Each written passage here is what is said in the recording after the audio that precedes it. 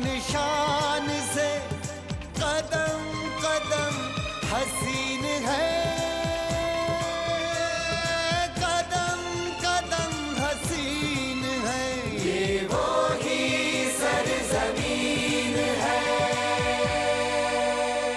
ये धरती सोनी रंगली, यहाँ रब की मेहर बसे, यहाँ नीर बहे मस्तानड़े, यहाँ पावन पवन बहे।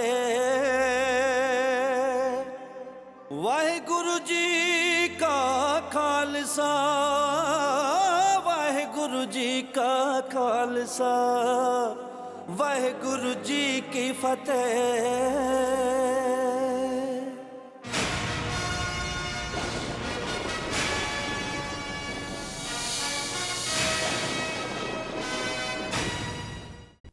बहुत किस्मत वाले हो गजपत सिंह। ये बच्ची कोई आम बच्ची नहीं है। मैं देख रहा हूं ये एक ऐसे शूरवीर को जन्म देगी जो पंजाब को खुशियों से भर देगा। ये बंदूक मेरी इस तलवार की जगह नहीं ले सकती। हिम्मत सिंह, चढ़त सिंह तो चढ़ गया, महासिंह अभी बच्चा है। ऐसे में उसके बंदे बिखर जाएंगे। तुम्हारे सरदार के कई साथी मेरे जत्थे में शामिल हो गए हैं, तुम भी आ जाओ। हिम्मत सिंह। जी माँ बीबी। जो साथी कल रात के हादसे में अपनी जान गंवा बैठी हैं, उनके पूरे परिवार की देखभाल का इंतजाम किया जाए। पंजाब की मक्खन सी मुलायम सुकून भरी गोद में ही मेरी रूह को चैन मिलेगा। अब्बू, मुझे आपकी राजकौर चाहिए अपने बेटे महासिंह के लिए। रोहतास कहाँ है? झेलम के पार। नूरुद्दीन उसका हाकिम है। अगर हमने रोहतास पर कब्जा कर लिया तो कोटली लोहारा भी हमारा हो जाएगा।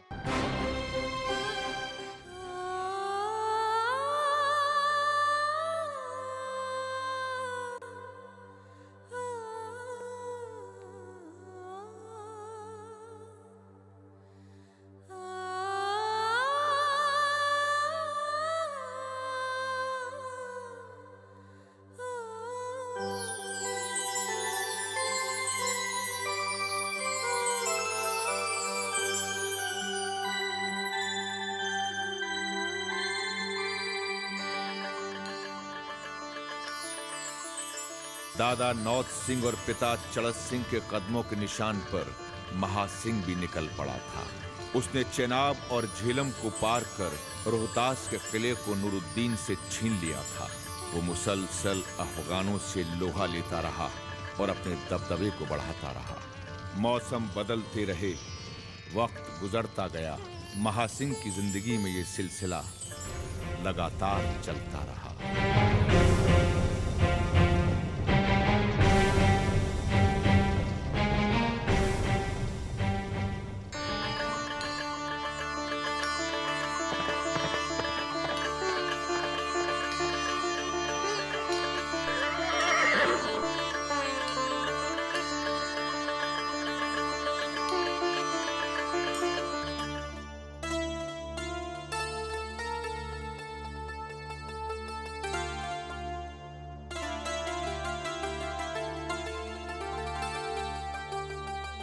हुसैनी मासी, कैसी है पुत्र? चंगी हूँ मासी। राजकौर किधर है?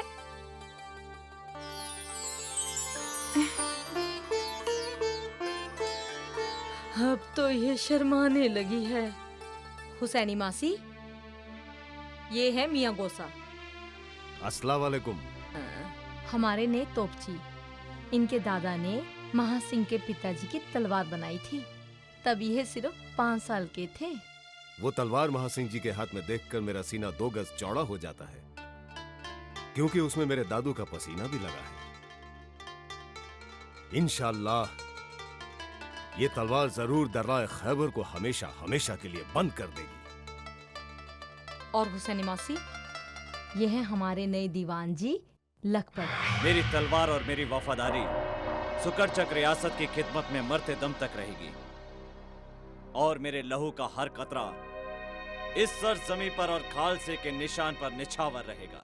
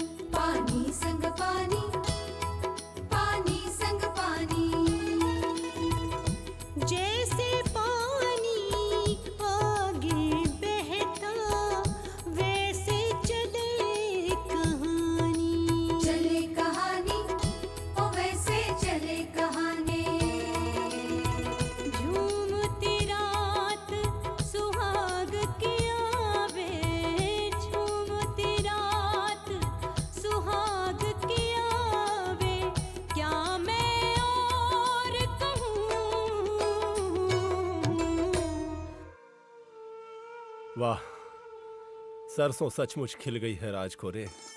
सरसों तो अपने वक्त से खिल ही जाती है, मालिकों को ही देर से खबर होती है। चलो, देर आए दुरुस्त आए। आपके आने और जाने में फर्क ही कितना होता है।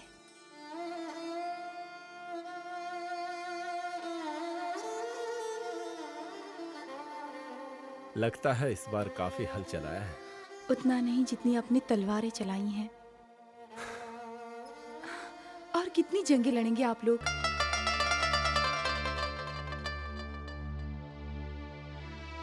ये जंग मैं अपने या सुकरचकियों के लिए नहीं लड़ रहा हूं राजकोर। 10वें पातशाह श्री गुरु गोविंद सिंह जी ने अपनी तेग से खालसा पंथ का जो नक्शा खींचा था,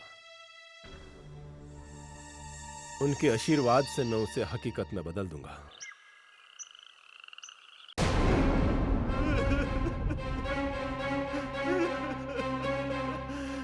कौन है ये? ये रसूल नगर से आया महासिंह जी। रसूल नगर का हाकिम पीर मोहम्मद खान हम सिक्कों पर बहुत जुल्म कर रहा है। हम सिक्कों को केस काटने का हुक्म दिया है, कृपा रखने पर पाबंदी लगा दी है और उनके सिपाहियों ने जबरदस्ती मेरे केस काट दिए। और तो और किसानों के मुकाबले सिक्कों से ज्यादा मालिया वसूल रहा है। ये पीर मोहम्मद ऐसा क्यों कर रहा है मियां गौसा? जट्ठे बेदर्द हैं। सिखों के लिए उनके सीने में खास नफरत है। उन्हें परेशान करने के लिए नए नए बहाने ढूंढते रहते हैं। हमें इस पीर मोहम्मद का सर हमेशा के लिए कुचल देना चाहिए। ऊपर से ये पीर मोहम्मद काबुल से आने वाले अफगान हमलावरों की मदद भी करता आया है। बस, पीर मोहम्मद पर हमला करने के लिए इतनी वजह काफी है।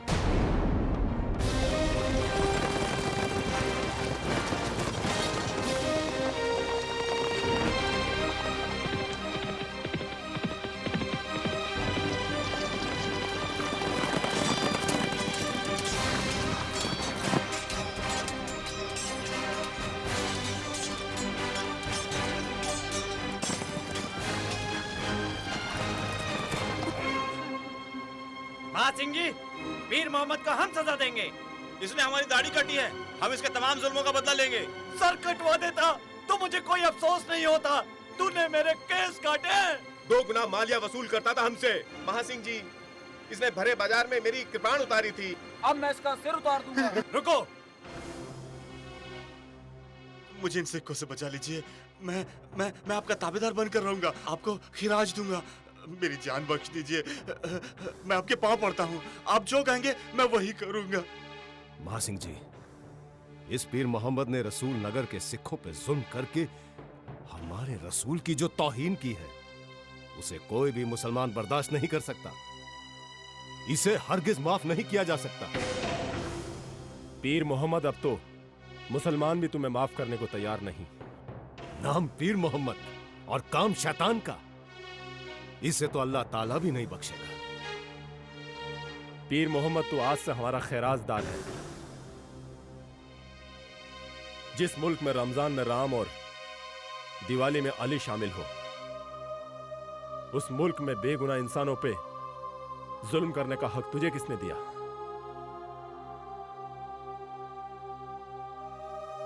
आज से अगर लोगों पे पीर मोहम्मद ने और जुल्म किए तो हम इसे बिल्कुल माफ नहीं करेंगे।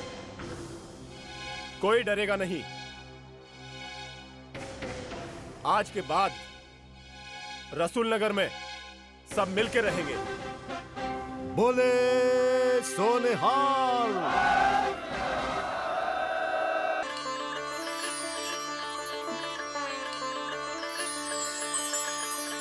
बोले सोनेहाल। सत श्री अकाल। बोले सोनेहाल। सत श्री अकाल। क्या हुआ पुत्र? कोई सपना देख रही थी?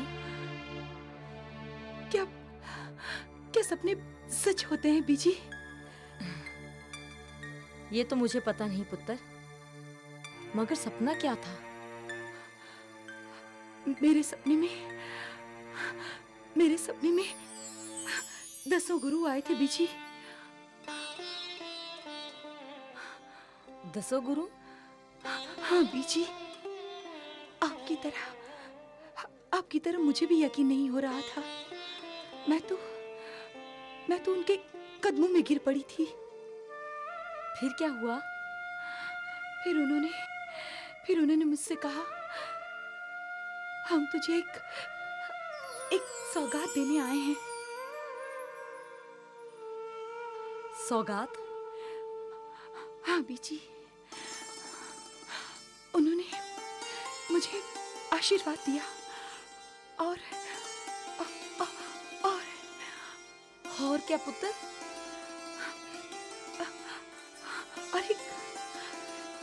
और एक नन्हा सा बच्चा मेरे आगे कर दिया। बच्चा? हाँ बीजी। कैसा बच्चा?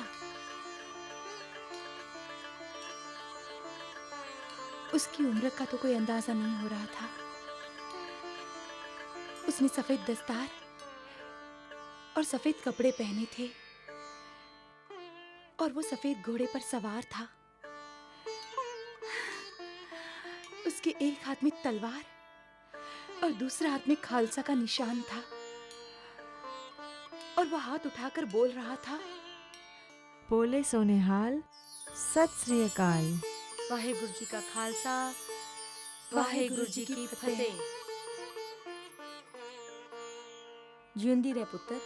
बीजी, इन्होंने कहा था कि ये बच्चा पूरी सिख कौम के आंसू पोंछेगा और पूरी सिख कौम को इस पर नाज होगा।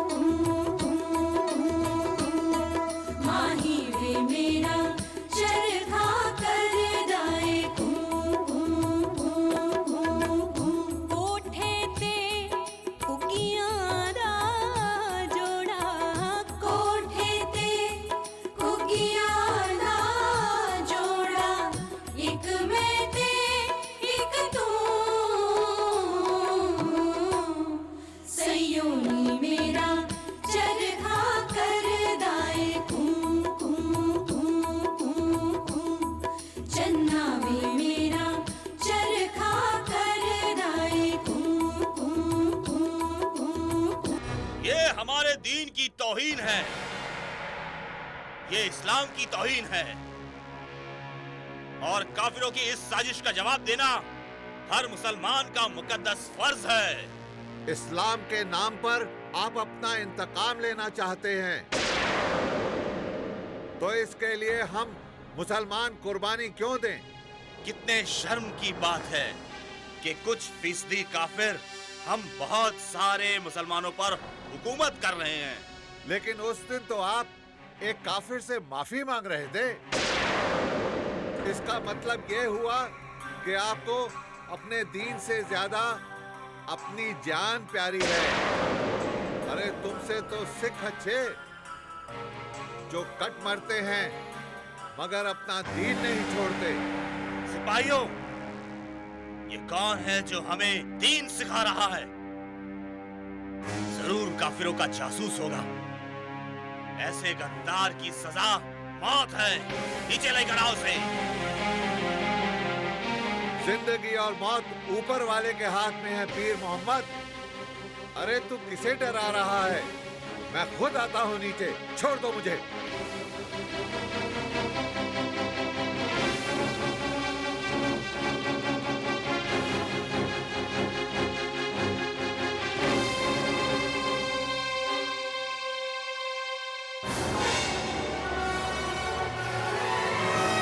सर कलम कर दो इसका।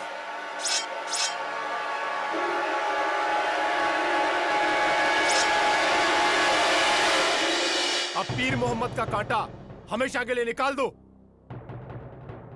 और इस बार रसूल नगर ही नहीं, मानशर और अलीपुर भी कब्जे में ले लो। हौसला रखती है, हौसला रख। माँ बनना इतना आसान नहीं है। ये पीड़े तो सब औरतों को बर्दाश्त करनी पड़ती है। हौसला रखती है, हौसला रख। शुक्रा, नहीं शुक्रा, जल्दी आ। आई। देख राजकोर को पीड़े शुरू हो गई हैं। बधाई हो पर जाई। तू फिक्र न कर पुत्र, हुसैनी खाला ने मुझे सब सिखा दिया था। मैं सब संभाल लूंगी। मैं गर्म पानी लेकर आती हूँ। हौसला रखती है, हौसला रख। गुरु दा नाम ले पुत्र। धन गुरु नानक, धन गुरु गोविंद सिंह, धन गुरु नानक, धन गुरु गोविंद सिंह। हौसला रख पुत्र, हौसला रख। बस अब थोड़ी देर की बात है। हाँ पुत्र, पर जाई नाल काटने का चाकू कहाँ है? अरे तुझे भी अभी याद आया? वही होगा जहाँ हुसैनी रखती थी। जा जाके लेके आ। जल्दी कर, जा। हौसला रख पुत्र, हौसला रख। बस सब्र रख बेटा।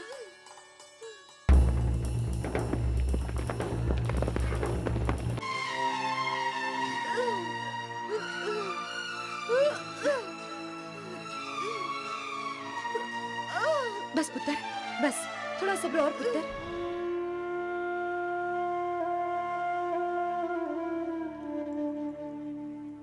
वाहिगुरु सच्चे पातशाह,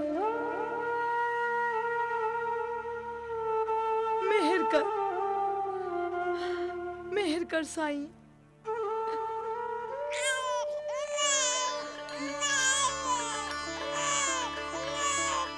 वाहिगुरु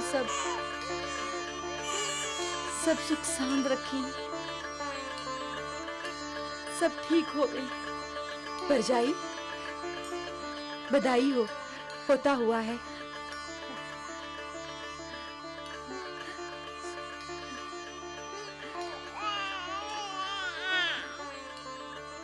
वाहिगुरु तेरा लख लख शुक्र होवे। गोदी में एक गीगा खेले, गोदी में एक गीगा खेले, करता रहंदा चन्ना वे मेरा चरखा करदाए कू कू कू कू कू।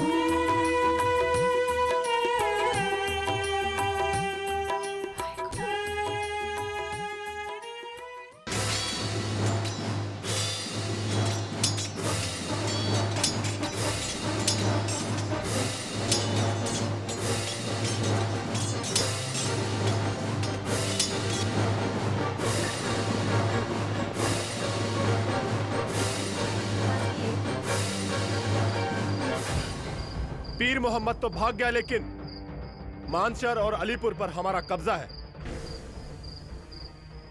और आज के बाद इन दोनों जगहों पर हमारे थाने होंगे। बोले सोनेहाल। महासिंह जी, सुकर चक का वारिस मुबारक हो। क्या बेटा हुआ है? महासिंह जी मुबारक हो। वारिस मुबारक हो महासिंह जी। हमने और राजकौर ने अपने होने वाले बेटे का नाम बुद्ध सिंह रखा था, लेकिन हमारा बच्चा रण में जीत लेकर पैदा हुआ है, इसलिए मैं उसका नाम रणजीत सिंह रखता हूं।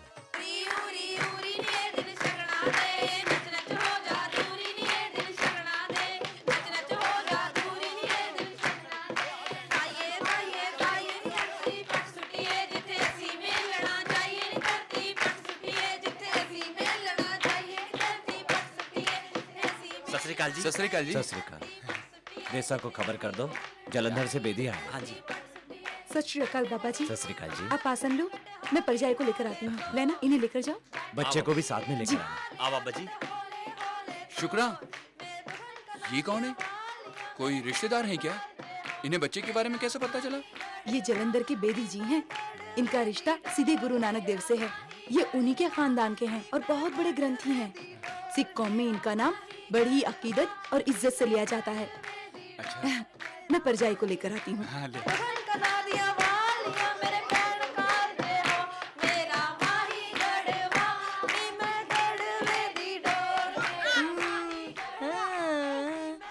अच्छा लगा ना? और खाएगा मेरा पुत्र? परजाई, हाँ, जलंधर से बेदी जी आए हैं। हाँ? बच्चे को भी साथ लाने को बोला है। बाबा जी खुद चल कर आए हैं? हाँ, तब तो मेरा पुत्र बहुत नसीबों वाला है ना पुत्र? चलो बाबा जी के दर्शन करते हैं।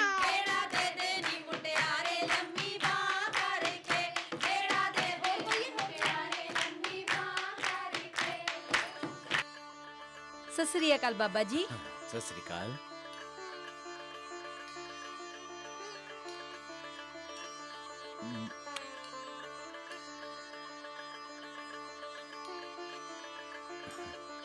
रहने दे देसा, तेरा पोता वो नसीब लेकर आया है कि जब तक दुनिया रहेगी तब तक इसे याद किया जाता रहेगा। सिख कौम अपनी तारीख के पन्नों से और सिख अपने दिल से इसको निकाल नहीं पाएंगे। सिख कौम को जिसका मुद्दत से इंतजार था वो आ गया है। मुनादी करा दो देसा, मुनादी।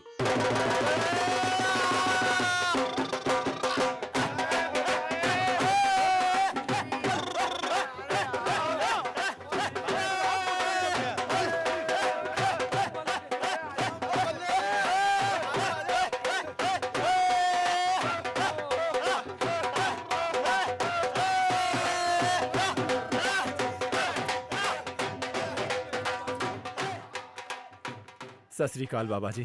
सत श्री अकाल। इस बच्चे को सिख कौम की अमानत समझकर इसकी परवरिश करना महासिंह। जी बाबा जी।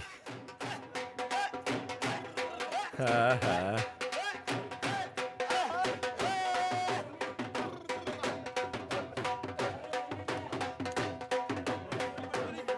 आइए जी।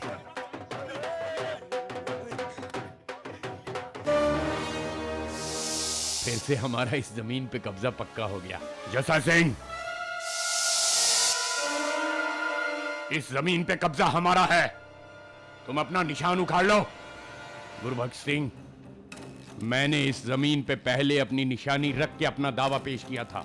इससे पहले मैं अपनी निशानी रख के दावा पेश कर चुका हूं। जय सिंह, देखो, अपने बेटे को समझाओ। इस तरह से बात को बढ़ाए ना तो हम तलवार से भी बात खत्म करने को तैयार हैं। तलवार से? जय सिंह, अपने बेटे से कहो म्यान में रहे।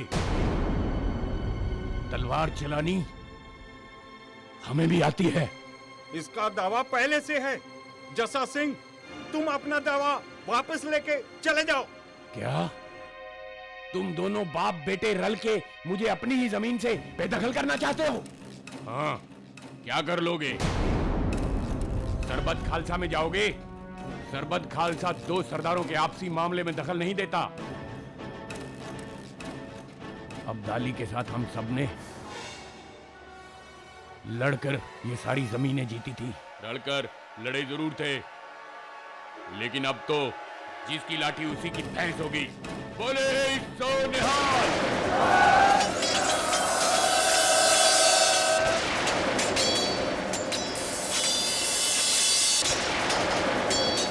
चाचा जी, किसने किया आपका ये हाल? पुत्र, मेरा ये हाल जय सिंह कन्हैया के बेटे गुरबख्श ने किया है। मैंने भी सुना है आजकल उसके बहुत पर निकल आए हैं। क्या किया उन्होंने? उसने मुझ पे हमला करके मुझे मेरी ही जमीन से बेदखल कर दिया है। मेरा सब कुछ लेकर बैठ गया है। मैं और मेरा कुनबा सतलुज के पार जंगलों में अपनी जान बचाते फिर रहे हैं। अब्दाली के जाते ही उसके खाली किए इलाकों पर कब्जा करने के लिए काफी सरदारों में होड़ लग गई थी। हर किसी ने जल्दबाजी में अपनी अपनी निशानी रखकर दावा ठोकना शुरू कर दिया था। ये सब उसी का नतीजा है महासिंह जी। ये सिख कौम की एकता के लिए खतरे का इशारा है। हमें फौरन सरबत खालसा को इसके बारे में सूचित करना होगा। मुझ अकेले की ही नहीं, जय सिंह और गुरबख्श ने तो कितने सारे और सरदारों की भी जमीन हथिया ली है।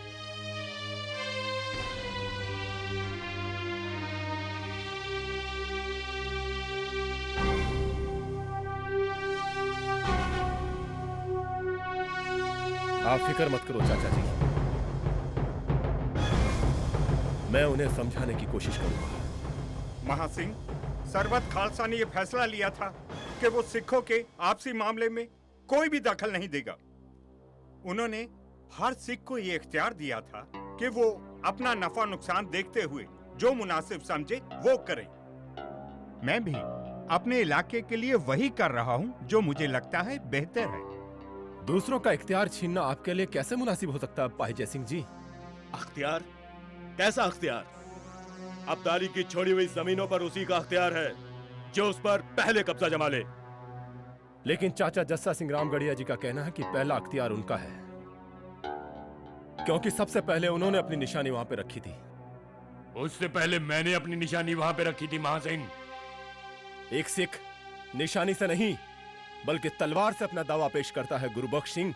अगर ऐसी बात है महासिंह, तो हम अपना दावा तलवार से भी पेश कर सकते हैं।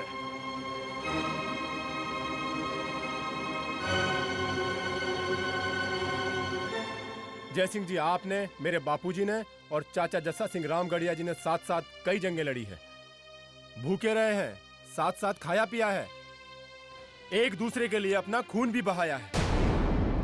हम लोग महज एक जमीन के टुकड़े के लिए आपस में यूं लड़े, यह हमें शोभा नहीं देता। यही बातें तुम रामगढ़िया को क्यों नहीं समझाते? तुम चुप रहो गुरबख्श, मैं तुम्हारे पिताजी से बात करने आया हूं। इस मामले में तुम्हें जो भी बात करनी है वो मुझसे करो। जय सिंह जी, आप गुरबख्श को समझाएं कि वो पहले अदब से बात करना सीखे। तो तू मुझे अदब सिखाने आया है महासिंह? महासिंह, इस वक्त बेहतर होगा तुम यहाँ से चले जाओ। इस मामले में जो भी फैसला होगा वो गुरबख्श करेगा।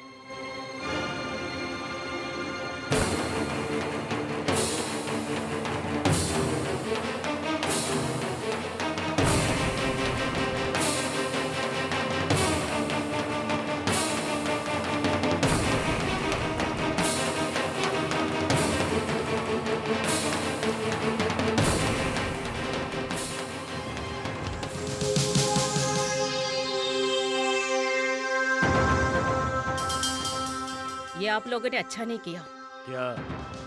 जब महासिंह जा रहा था तब उसके चेहरे पे मुस्कुराहट थी।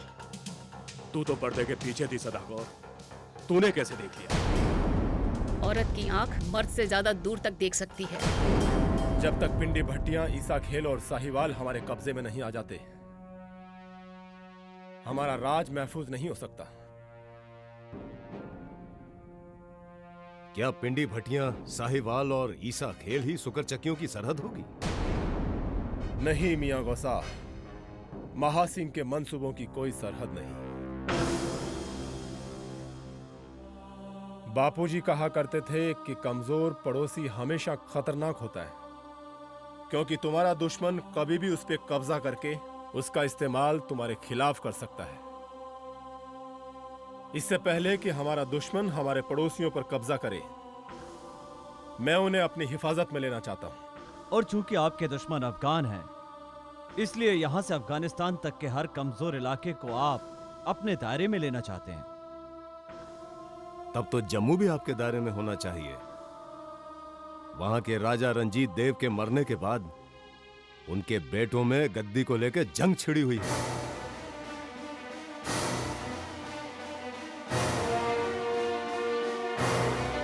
जम्मू को तो मैं तब से अपने कब्जे में लेना चाहता था जब वहां पर बापूजी का स्वर्गवास हुआ था।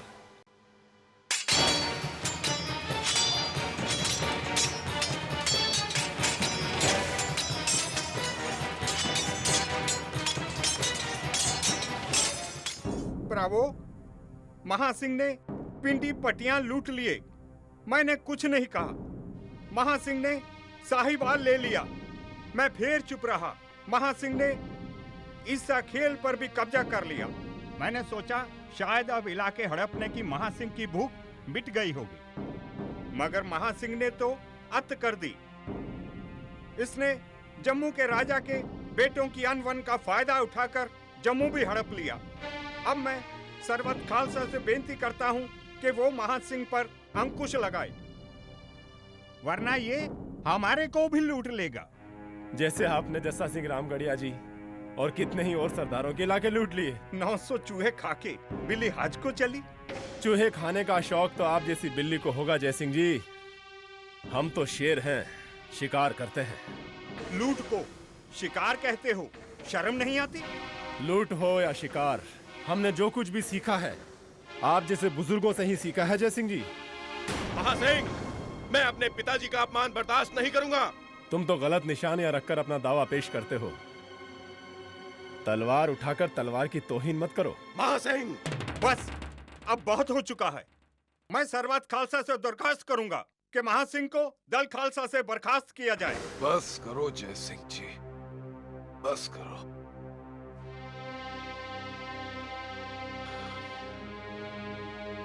ये आप लोगों का आपसी मसला है,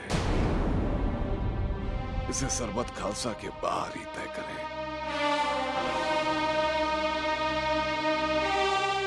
तो ठीक है, चलिए पिताजी, जंग की तैयारी करनी है।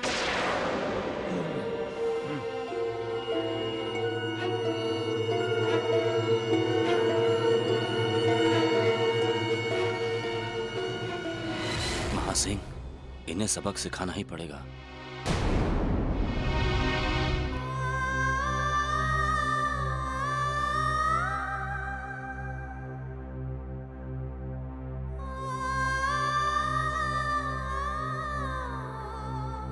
ये लीजिए।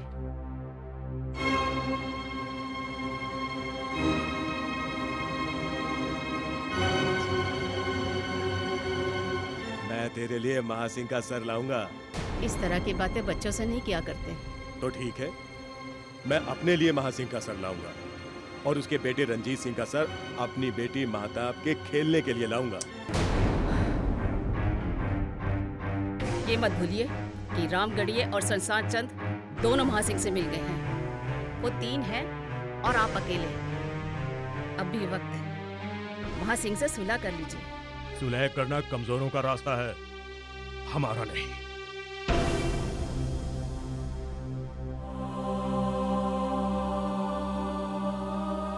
मर्दों का गुरूर ही औरतों की बदकिस्मती है। बापूजी, बापूजी, ये लीजिए। आजा मेरा शेर। मैं आपकी तलवार उठा सकता हूँ। अच्छा, तो ये लो। ये तलवार इतनी भारी क्यों है पिताजी? ये तलवार एक तलवार नहीं, एक जिम्मेदारी है। खैबर का दरवाजा बंद करने की जिम्मेदारी। लीजिए। आजा मेरे शेर। हाँ। बापूजी, अब कब वापस आएंगे?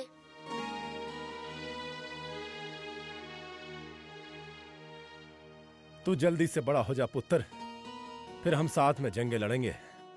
अब जंगे ही लड़ते रहेंगे या रंजीत की तालीम का भी कुछ इंतजाम करेंगे? और आजकौर हम सिखों के लिए जंग ही तालीम है। और जंग का मैदान ही मदरसा। मैं जल्द ही वापस आऊंगा पुत्र।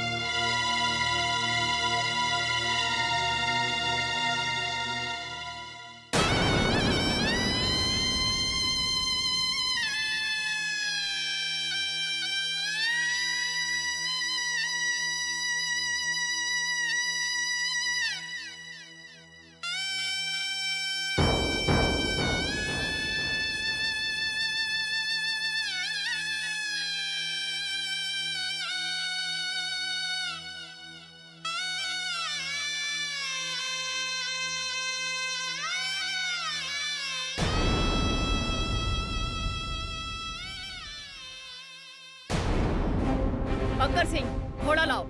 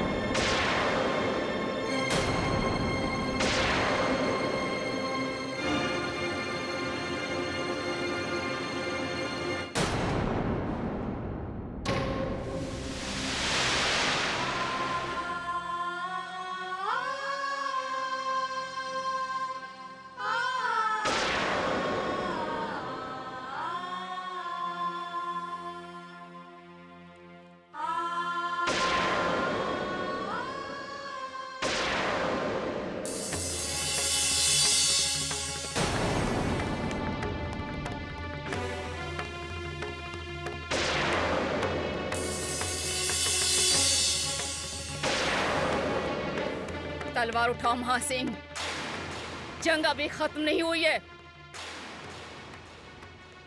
तुम मुझे मार डालोगे तो मेरी 5 साल की बच्ची तुमसे जंग करेगी। ये जंग अब खत्म हो चुकी है सदाकौर। नहीं महासिंह, जब तक मैं जिंदा हूं तब तक ये जंग खत्म नहीं होगी। ये जंग मैंने नहीं शुरू की सदाकौर। ये जंग तो उसी दिन शुरू हो गई थी जिस दिन तुम्हारे पति और ससुर ने चाचा रामगढ़िया और कई सिखों को उनकी जमीन से जबरदस्ती बेदखल कर दिया था। मैंने उन्हें समझाने की बड़ी कोशिश की मगर वो नहीं माने। हमारी तलवारें आपस में लड़ने के लिए नहीं है सदाकौर, बल्कि ये तो एक होकर खैबर का दरवाजा दुश्मनों के मुंह पर हमेशा के लिए बंद करने के लिए है। क्या तुम्हारी तमाम तलवारें एक होकर मेरे उजड़े घर में रोशनी ला सकती हैं? तुमने मेरा सुहाग ही नहीं लूटा है महासिंह, तुमने कन्हैया के राज को लावारिस किया है। अगर तुम्हारी फिक्र तुम्हारे राज की हिफाजत है तो मैं वादा करता हूं कि एक भी तलवार तुम्हारे खिलाफ नहीं उठेगी। कन्हैया सुकर चक्कियों का गुलाम बन के रहे, इससे अच्छा है कि वो यही खत्म हो जाए। तलवार उठाओ महासिंह, तलवार उठाओ महासिंह। गुलाम नहीं सदाकौर, साथी बनकर तो रह सकते हैं। गुरुबख्श मेरा दुश्मन नहीं था और ना ही तुम मेरी दुश्मन हो। तुम्हारे ससुर ने मेरे पिताजी के साथ मिलकर नादिर शाह और अब्दाली के खिलाफ जंगें लड़ी थी। हम और तुम भी साथ मिलकर लड़ सकते हैं सदाकौर।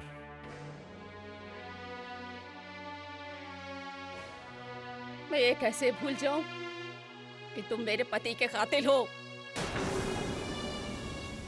नहीं महासिंह, मैं ये कैसे भूल जाऊं कि तुमने एक पिता से उसका बेटा छीना है, एक बीवी से उसका शौहर और एक बेटी से उसका बाप। अगर मेरा सर एक बाप को उसका बेटा, एक पत्नी को उसका शौहर और एक बेटी को उसका बाप दिलवा सकता है तो ये लो सदाकौर, मेरा सर हाजिर है।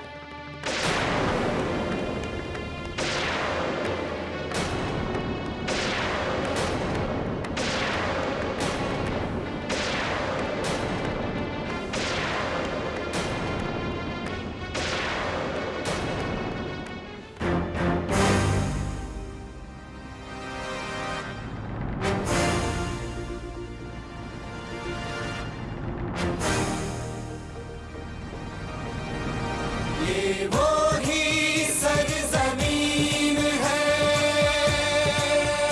ये वो ही सरज़मीन है, ये वो ही सरज़मीन है, ये वो ही सरज़मीन है। जो अपनी यान शान से कदम कदम हसीन है,